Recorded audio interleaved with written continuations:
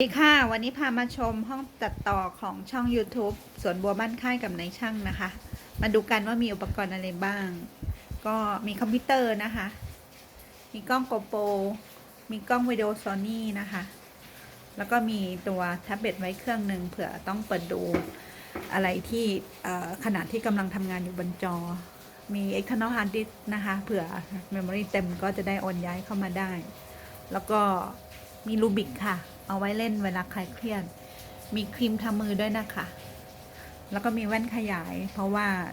ช่างตัดต่ออายุค่อนข้างเยอะละเผื่อต้องดูอะไรเล็กๆก็จะใช้แว่นขยายด้วยนะคะ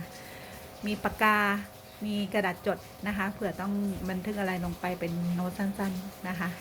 ก็เดี๋ยวกำลังจะทำคลิปต่อไปให้เพื่อนๆได้ชมกันก็รอรับชมนะคะเป็นคลิปวิดีโอตัวจบของการปะผุฝาครอบรถตัดหญ้าโดยใช้เครื่องเชื่อม iWell แล้วก็เครื่องตัดพลาสมา LGK 50ค่ะเดี๋ยวรอรับชมกันนะคะโอเคใครสนใจชอบเรื่องช่างชอบเรื่องงานสวนก็อย่าลืมกด Subscribe ช่อง